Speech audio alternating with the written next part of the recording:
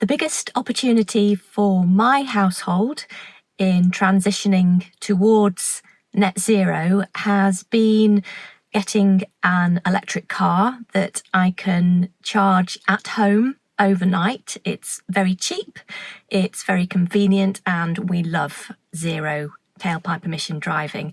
I think the big challenge is for people without access to off-street parking.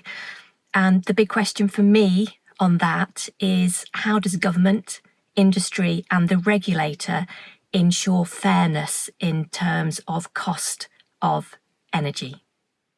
Solutions to net zero that avoid limiting my household's aspirations for the future. Can legislators better incentivise this?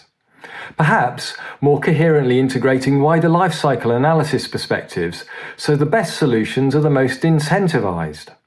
This would be better aligned to net zero than narrow targets that fail to control the wider life cycle perspective.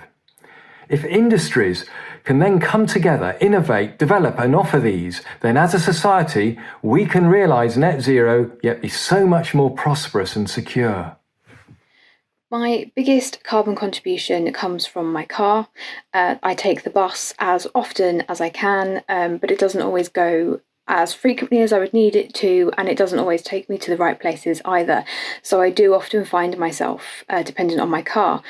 If we gave buses priority on our streets, this would greatly improve their frequency and it would free them up to cover a wider range of routes.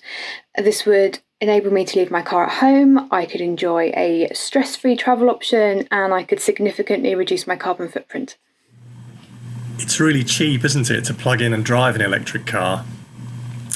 In the short run, this has encouraged people like me to go out and get one. But because it's so cheap, I think it's also encouraging people like me to drive more and to use public transport less. Also even perhaps to walk or cycle less as well. In the longer run, I think we'll need to send different price signals. We'll need to apply a charge that reflects how, when and where we travel. We've got all the technology now we need to do this. But after the reaction there's been to this kind of idea before, perhaps we need to think of a new name for it other than road user charging. I live in central London and I don't own a car, so on the whole it's pretty easy for me to keep my road transport emissions down. With the introduction of clean air zones in cities, increasingly there are cost-effective options for choosing an electric delivery van or taxi or bus. For me, the challenge is on those longer journeys where I might hire a car or borrow a family vehicle. I actually recently did hire a car, and the cost difference between choosing an electric vehicle model versus an internal combustion engine model was significant.